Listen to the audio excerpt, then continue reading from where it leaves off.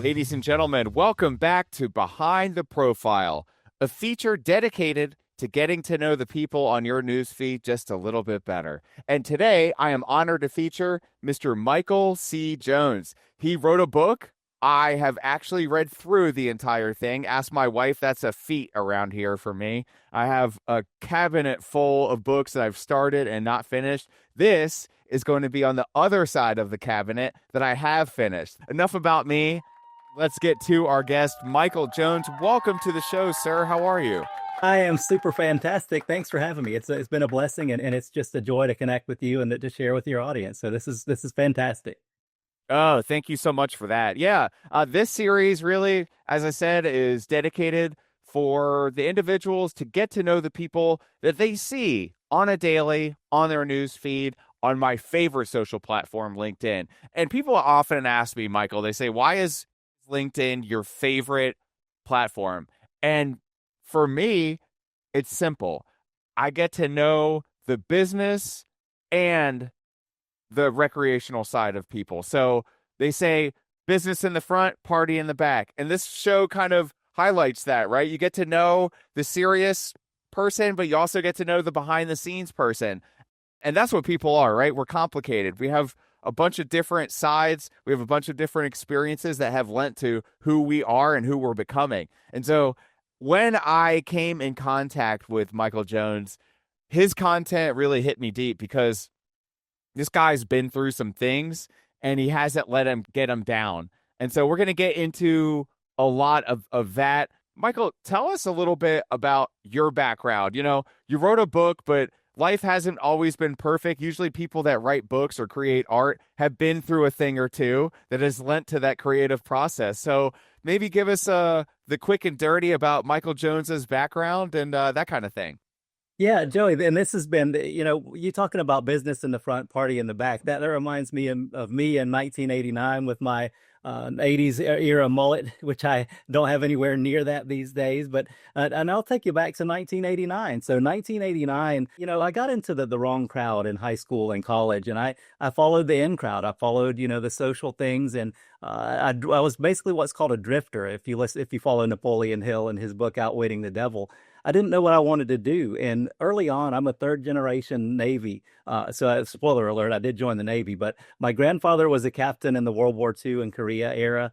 My aunt was senior enlisted in the 80s and through the 90s. And I always had a dream and a vision to become a captain in the Navy like my grandfather. But I let the drifting get in the way of that. And I partied and I had too much fun in high school. But I did enlist in the Navy and I joined the reserves straight out of high school to pay for my college and joined a fraternity and majored in beer drinking in my first few years and had a great time but nothing to show for it. And I actually I got suspended from college for a year because my grades were so bad and I had no clue what I wanted to do.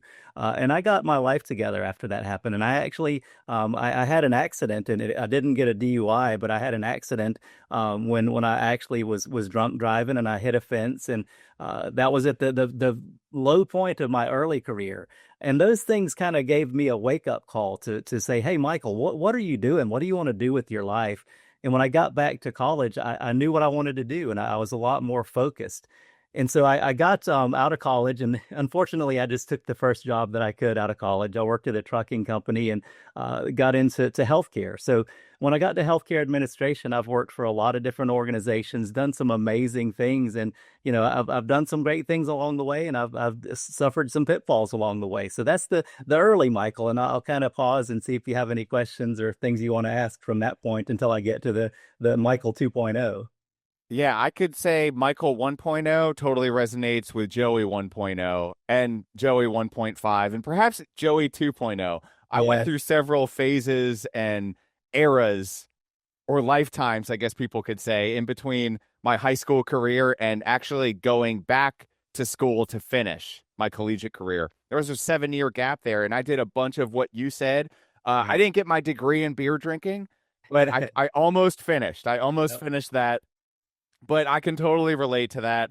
And I was a little bit luckier than you. I was surrounded by people that kind of had my back in the sense that they wanted what was best for me. And so maybe you have some of those people. I know that you are proudly married and you have an amazing family. I'd love to talk about their influence and impact on Michael. I don't know what version you're on, 3.0, 4.0 at this point.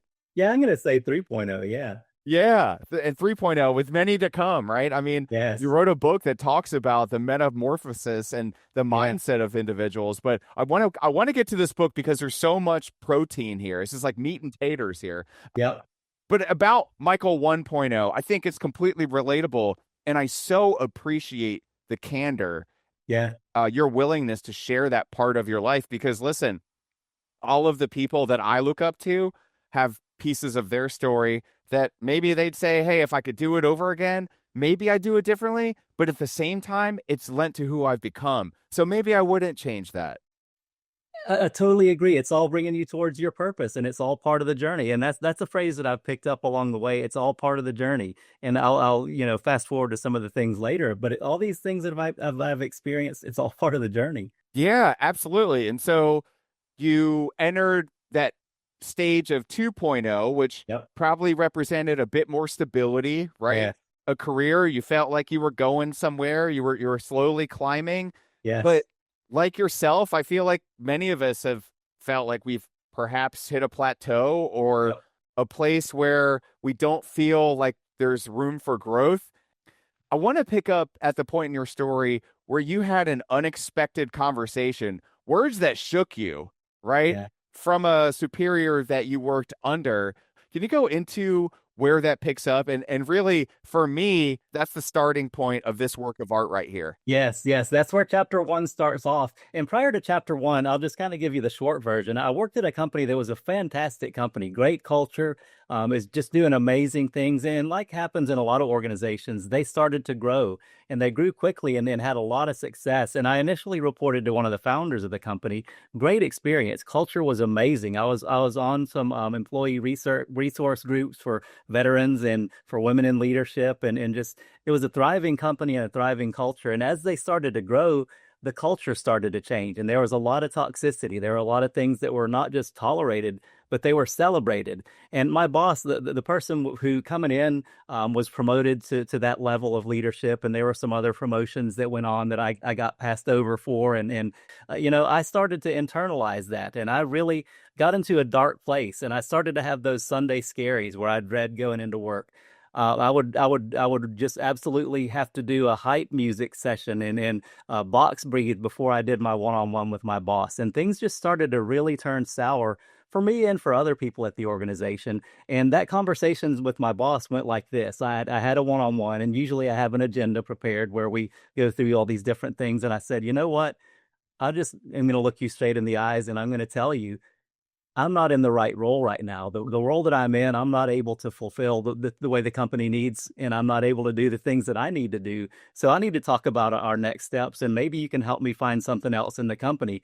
And that's when the you need to find work elsewhere came at me. And then that just hit me right between the eyes because it's obvious that that was, I don't know if it was being planned on the other side of that, but it was like I gave that person the keys to let me out, and it was already kind of being discussed. But in the moment, it really stung. But after I started to have time to reflect, it was the best thing that could have ever happened to me because it took me to the next step, which took me to my purpose. So that's kind of where the first conversation started. It's and the book starts out with my boss saying, "We need to talk about you need to find work elsewhere." Yeah. And, you kind of talk about the initial moment and how it felt, but then you had some time, as you said, to think about it from all perspective and angles. And that's the beauty of what this book does. And so let's get into it a little bit more here. Sure. You lay out a trademark. This is legit. This is not just something he cooked up or, hey, AI, help me figure out a framework. Michael Yeah. took a lot of time, and I can tell that you did a ton of research because the Yeah. citations in the book alone just show that, right? So look at it for yourself on Amazon. We'll drop the link in the description so you don't get sidetracked while you listen. There really is a ton of hidden strategy, and it's not rocket science. It's more of like the stuff that we perhaps know we need to do, which is ask ourselves the hard questions. Who's the real problem?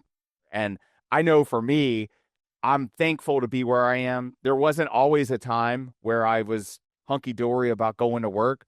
I work from home, but you know what I mean? Getting up for work and doing all that. So I can relate to the people that feel like, hey, I'm doing everything the right way. Maybe these people have been doing the right thing for years and years and years. Yet they notice people that haven't been there as long, perhaps are much louder, much more vocal than them, passing them up the ladder. And they think, man, I don't understand why my work doesn't speak for itself. And I think when I read that portion, it hit me deep because I don't know about y'all, but I was always raised with a mindset of, hey, show them by example, and if necessary, use your words. Let your work speak for itself. I know that's more of an old school mentality and mindset. We were taught that. I was taught that, and I'm 44 years old. So if I kind of live by that, people older than me live by that on an even greater scale. Unfortunately, this has led to a workplace culture of frustration. I'd love for you to unpack how that happens to us and then real practical ways to get out from underneath of that umbrella. Yeah, and Joey, that's a fantastic perspective. And the way that we get into this is we're conditioned to behave this way. Think about elementary school, high school, college. You do the work, you get the good grade, and you get the A. You don't get the A because you do all these different things and you schmooze with the teacher. It's a curriculum, and so the school system has really showed us you put in the work, you put in the effort, and you're going to get the results from it. And where that shifts, and that's great early in your career when you're first starting in your career, really no matter what it is, but especially if it's like an output related type thing. If you generate the output, you're going to get the rewards. But there comes a certain point when you get to the age of like usually in your 40s and in my early 50s as well. So like there comes a point where you reach a pinnacle and it's not really output based. It's really based on the impact that you have. So that those things like, working long, working hard hours, doing all the things and doing all the reports, that doesn't matter as much as what do you do for the company? What do you do for the organization and what value do you bring them? And I failed to realize that. And one of the things that you can do, you can get a great mentor early on and you can be shown these things. And I don't know, I've gone through a lot of edits in the book, but early in my career, a good friend of mine we worked at a hospital together and he was a social worker. I worked in finance. And we saw all these people who got masters of healthcare administration degrees come in, and they would be younger than us, and they co-worked for an executive vice president, and they would shadow them for maybe 4 to 6 months, and then they would come in 2 levels higher than us, like at a director level. And I was like, huh. The secret is go get a master's degree, and that'll get you promoted. And so I went and got a master's degree, and it didn't do anything. The real secret was right behind there. You get a mentor and have somebody to teach you and coach you on those things where you can be trainable and do those next level things. So there's a certain level where it's not production oriented, it's value oriented. And when you show the value and when you add value to your organization, you're going to be in a great place. Absolutely. That is a fantastic insight. In case you're just joining us, let's say you just took a nap and your YouTube's been going on and you woke up, hey, this is awesome advice. So what am I listening to? Well, you're listening to Wentz World, Behind the Profile with Michael Jones, and I thank you for that. And Michael goes into how you can deliver those matrices, those results, the things that we think should speak for themselves after I've been doing this, you've been doing this. The reports have been good. Our feedback's been good. There's been no negativity. But like Michael pointed out, sometimes people start out on a higher level, and we got to figure out how to level the playing field so that you don't have to play the games, right? Nobody wants to play politics. It's not fun. I want to talk about, though, boots to ground a little bit. You get into ways to do that in the book. So I don't want to spoil all that. Buy the book. It's $6 on Amazon. You can't beat it. It's the best $6 you'll ever spend. Even if you're not in a mindset, because I thought about this, like, I don't want a new job, but then I thought that doesn't mean that I can't learn insights about how I approach my work.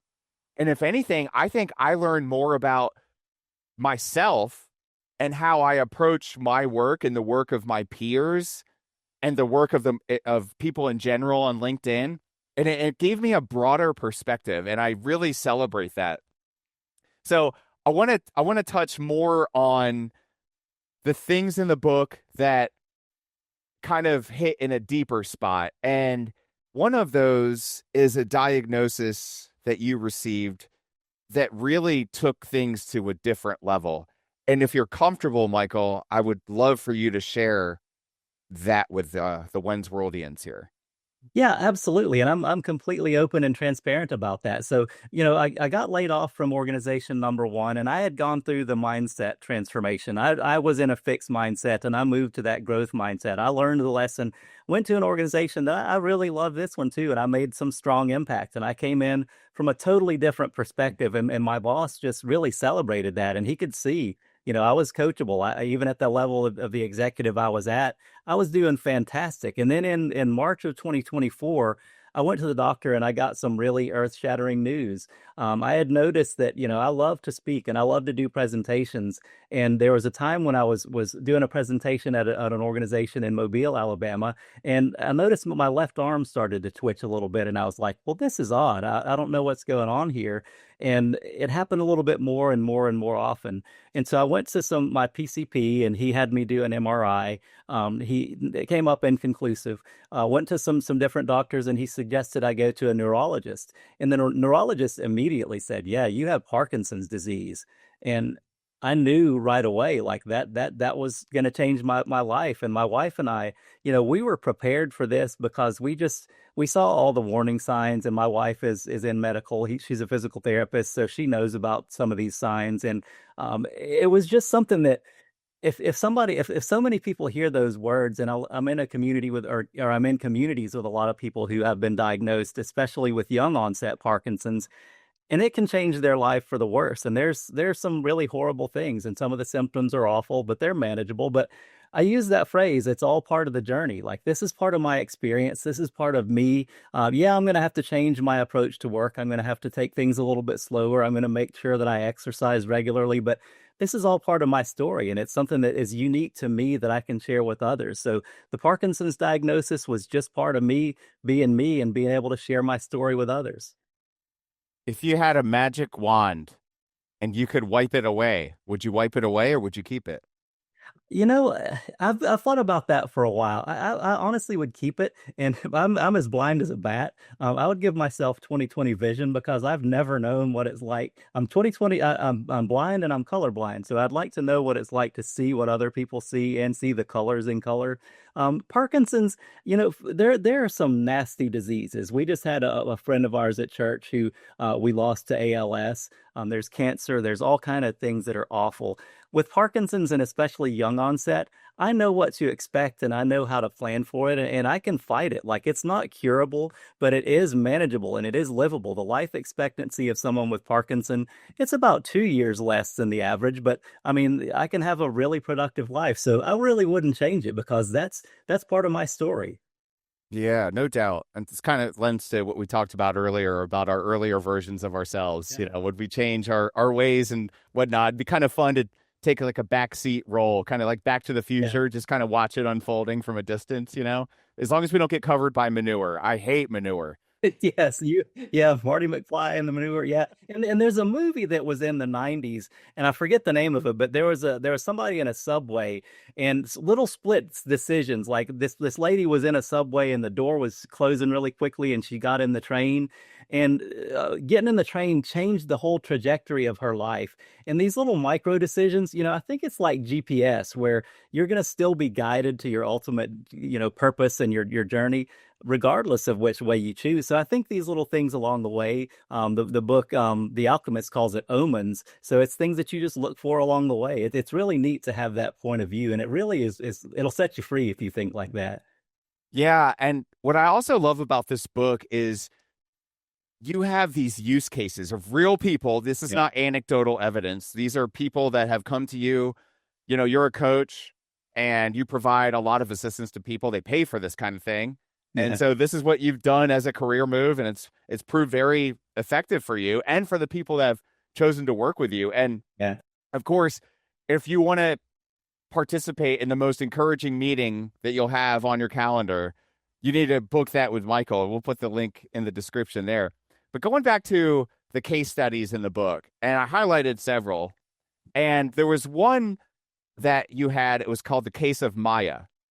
And I love this because I drew two question marks and I revisited this because it threw me off. And I was just sitting here trying to think about these words that we use in society, especially in marketing, like momentum and direction, and how these two can be confused, and how this is a big problem because sometimes we can't define our truth. And I hate to sound like so subjective, but the truth about the truth, I guess one could say, is that what works for me may not work for you in a career environment. Like some people cannot work from home.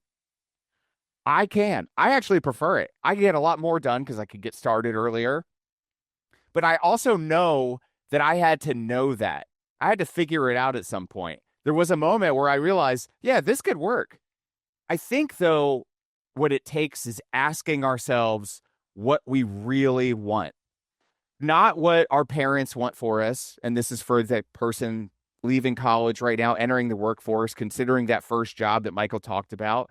I want to ask for your advice to those people in a minute here, Michael, but also the people that maybe you're in your 40s and you're like, hey, I want to address the idea that, sometimes the grass isn't always greener because sometimes it's not. Sometimes you jump over the fence right into a pile of what.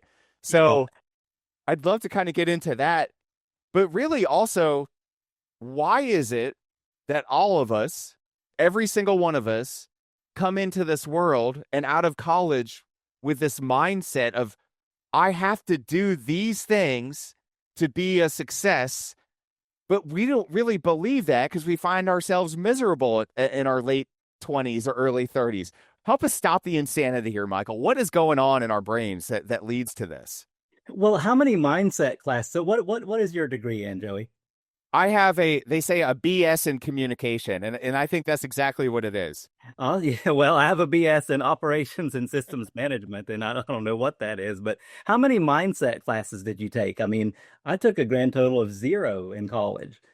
I feel like it wasn't highlighted as much as it could have been or should have been, or people didn't understand the benefit of understanding mindsets and attitude and perspective. And maybe it was offered, and I didn't give it a fair shake, or I missed that class, to be honest. So I don't know.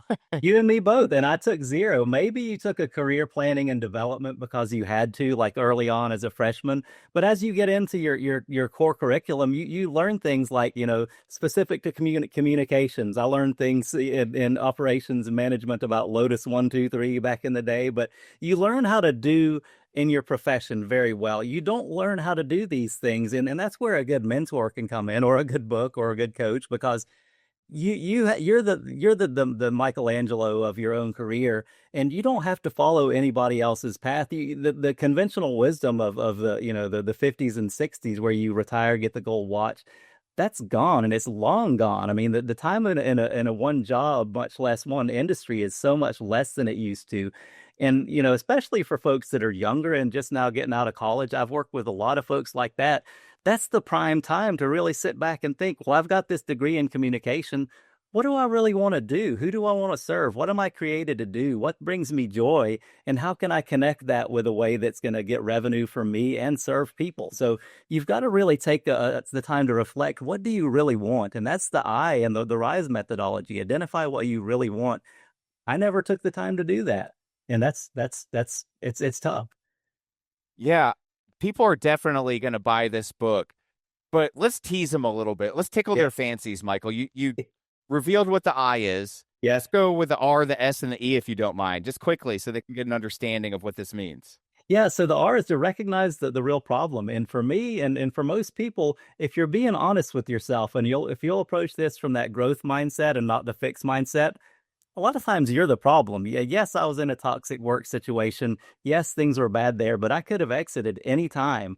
I'm the one that looked in the mirror, and I I blamed other people rather than myself. So you recognize the real problem, and it may be something different. Maybe you don't have the training you need, maybe you don't have the skills you need, whatever. But recognize the real problem is critical. And then the I is identify what you truly want. That's where we talked about that. The S is called step into the stretch.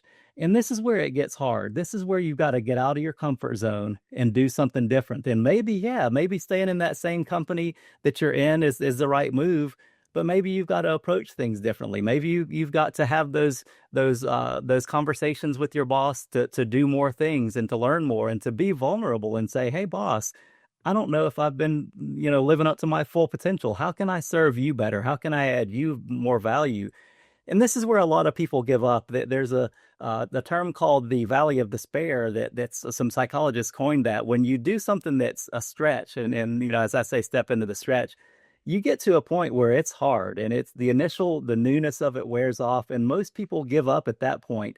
And you've got to push past that. You've got to push past that. And then to just jump ahead, the E is to elevate your personal brand. And I kind of thinking about maybe rephrase that to elevate your identity, but you've got to really make it known who you do and what you do and why you do it, because if you don't, other people will control that narrative.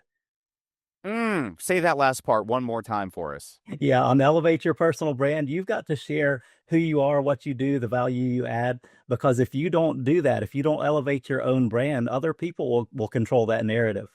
And the perfect platform to do that is LinkedIn, right? Because you get to post as much as you want. You can post anything. You could post thought leadership, you could repost articles, you can tag people. It's pretty much an endless pool of possibility. And I've noticed that you have taken that and run with it, and you're really growing a community. And I love what you're doing, Michael. It's funny too, because there are very few people that I follow on a regular that provide so much, I want to say, protein packed positivity. And this is not, I might get some heat for this, and I'm willing to take it because I'm putting it out there. Yeah. But I feel like there's a lot of sugar-coated positivity out there. You put some powdered sugar on top. I eat it. It tastes real good. But 10 minutes later, I'm kind of like back where I was. And maybe I'm a little bit worse because now I have a headache. And I feel like less satisfied than I did before. Yeah. What I mean by you have that like protein-packed positivity is that it has substance behind it, and it has proven work behind it. And the psychology that rests on it makes sense. And so I would challenge anybody to read this book and check it out for yourself. The RISE framework, I can see why you trademark that, because it's so valuable. Somebody would try to steal that and run with it and sell their own books, Michael, but you put a stop to that. Yeah. Put a lock on that door. That's where the key right here. He's the only one with the key, y'all. Not you, just him. But I definitely want people to read this, because here's really what you're going to get from this. Everybody wants authentic relationships, right? And the best time to build relationships that open future doors is right now, before you need to know people in that moment of dire straits, right? Yeah. I've been there. Thank God that I had the wherewithal and willingness to put myself out and know people and get to know people when things were okay. Because you just never know when that Thursday in the conference room will happen. That's what I call it in my head, because that's how it's happened to me. And I didn't walk into work that day thinking, well, today's my last day at the company. Yeah. Everything was fine to me. Everything was great. But sometimes companies close. So you need to know how to have those relationships in place so that you can leverage those without seeming needy or like, hey, you're only here for the take. Be there when you don't need anything, right? It's kind of like why we put content out, right, Michael? You put thought leadership out there, and you don't charge for this. The stuff that you put out there, but when people are thinking about how they can grow in their career and how they can prosper and bloom, they're thinking about Michael's content. And so you're at the forefront of that. And so that kind of lends to the next principle, and that's growing your influence. And what we talked about earlier, everything nowadays needs to be measurable, right? They talk about key performance indicators and matrices. We need the numbers. What do the analytics say? Well, this And those are important. And so Michael willingly highlights the importance of that. And I love that in this book. Like I said, protein packed positivity. Yeah, there's a lot of feel good in here, but there's also a lot of, okay, now I hope you have a tough chin because you're going to need it for this one if you can handle it. And I love getting knocked down via this book because it helped me to get back up stronger. My knees got stronger. My neck got stronger. My chin got stronger. And I love the way that you're so eloquent in the way you deliver the value here. It's going to help me to communicate with confidence.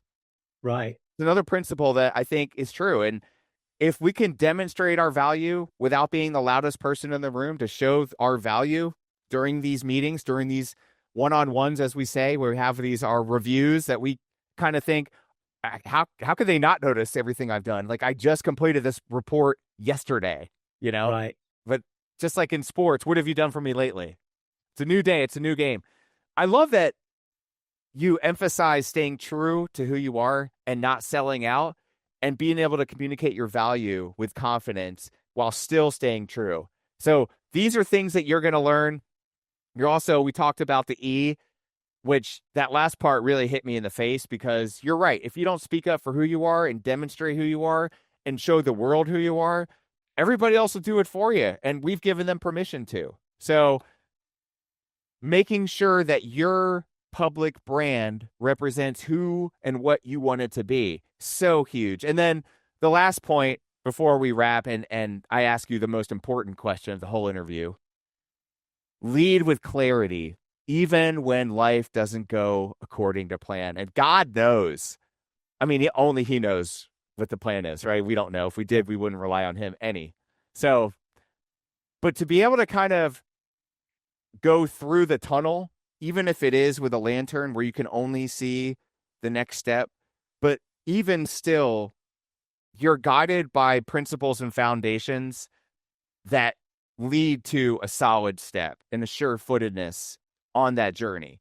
So that, hey, even though I can't see everything ahead of me, I have a framework to go from. I have the confidence and I have the network to build upon.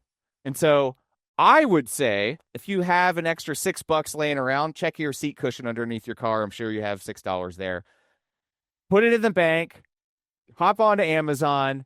I think this is one of the most worthwhile books. Like I said, it's one of 4 or 5 that I've actually finished in my whole life. So that's saying something, Michael. I thank you for your time today. And now I'm going to ask you the hardest question, and that is, what is next for Michael? What's Michael 4.0? I mean, you've already written a book. You're getting a lot of good response from this. You're getting some traction. What do you want to do? What's your goal?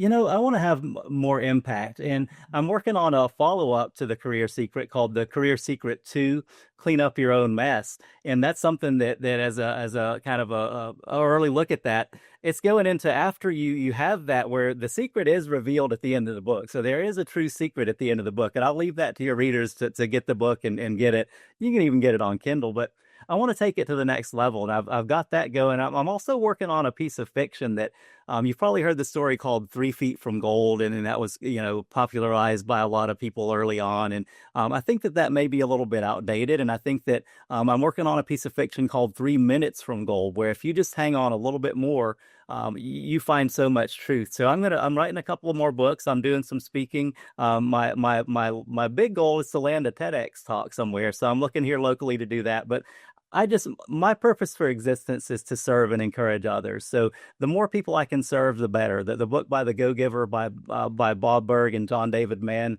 they talk about your income is determined by how many people you serve and how well you serve them. That's what I want to do, is I want to serve people and help people to get out of this trap, because it can be a really bad place if you let yourself stay there. That is so well said. Thank you so much for your time. Michael C. Jones, author of The Career Secret. Pick it up on Kindle, on Amazon, and read it for yourself. It's an awesome book. You won't regret it. Michael, thank you so much for your time today, right here on Behind the Profile. Thank you so much for having me, Joey. My pleasure.